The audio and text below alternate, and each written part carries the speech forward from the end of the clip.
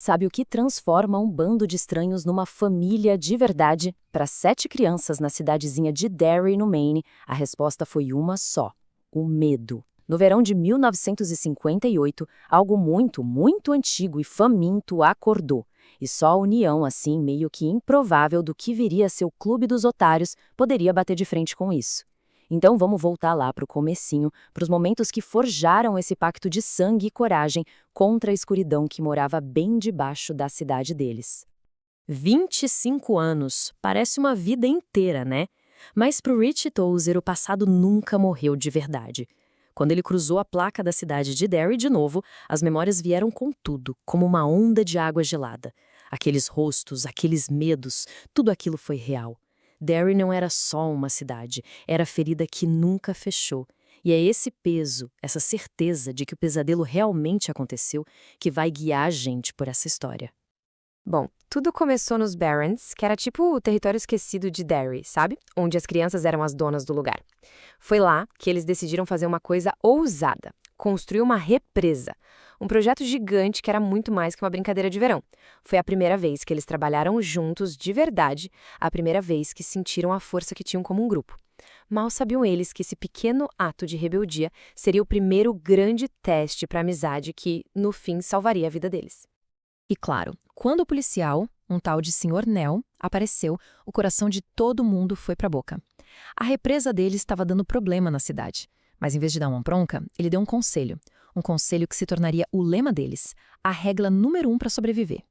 Ele não fazia a menor ideia, mas com aquelas palavras ele estava armando os garotos para uma guerra muito, mas muito maior do que uns canos entupidos. A tensão ali era, nossa, dava para cortar com uma faca. O Ben Hanscom, que era o garoto novo, deu um passo à frente, pronto para levar a culpa toda sozinho. Só que aí, uma coisa incrível aconteceu. O Bill, o Richie, o Ed, o Stan, um por um, eles foram pro lado do bem. Formaram tipo um escudo humano ali na frente da autoridade. Naquele instante, eles não eram mais só conhecidos. Eles se tornaram um grupo. E essa escolha, essa lealdade que nasceu do nada, praticamente, selou o destino de todos eles. A amizade dele já tinha sido testada, mas o verdadeiro inimigo, esse ainda estava escondido nas sombras. O Richie, ele sentia que os pesadelos de cada um estavam conectados, sabe? Como se fossem os fios de uma teia macabra. Ele convenceu o Bill, que estava bem hesitante, a encarar o fantasma do irmão, o George, e voltar para o quarto que tinha virado quase um túmulo. Eles não imaginavam, mas estavam prestes a abrir uma porta direto para o inferno. O quarto do George não estava só vazio. Tinha uma sensação de morte ali dentro.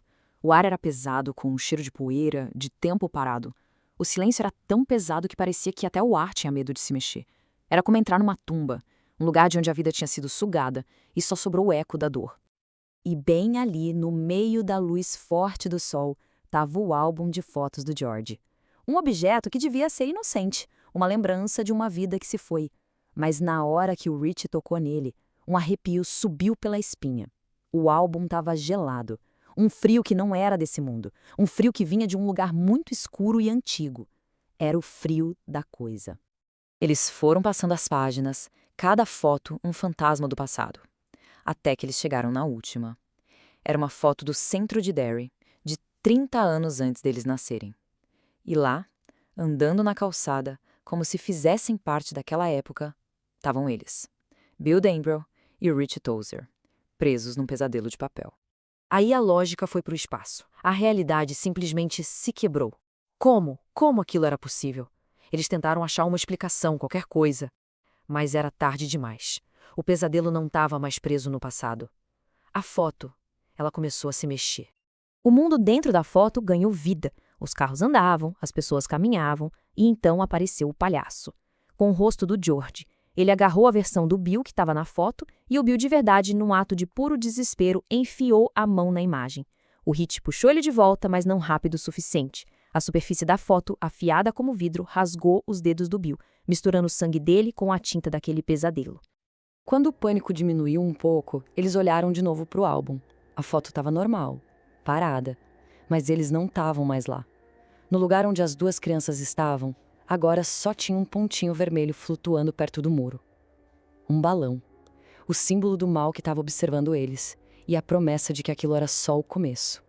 O terror em Derry tinha muitas caras. Às vezes, era um palhaço numa foto. Outras vezes, era um valentão de carne e osso.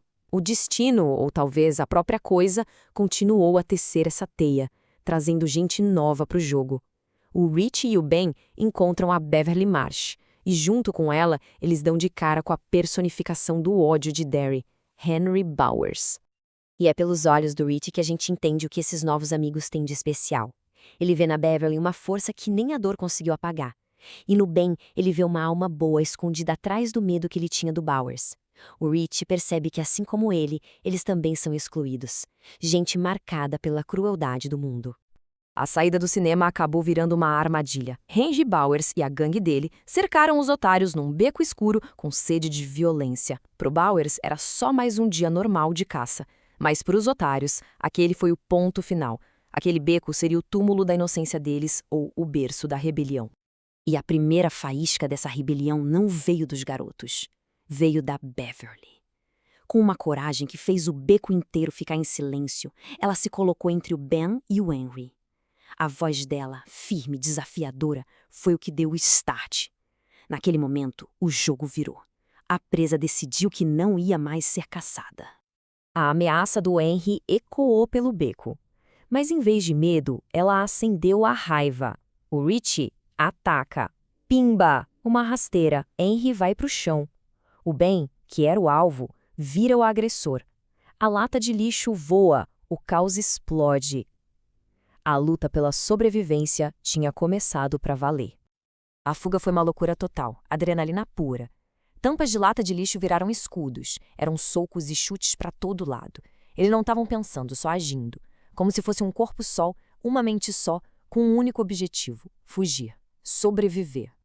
Mas eles não só escaparam, eles revidaram e eles venceram.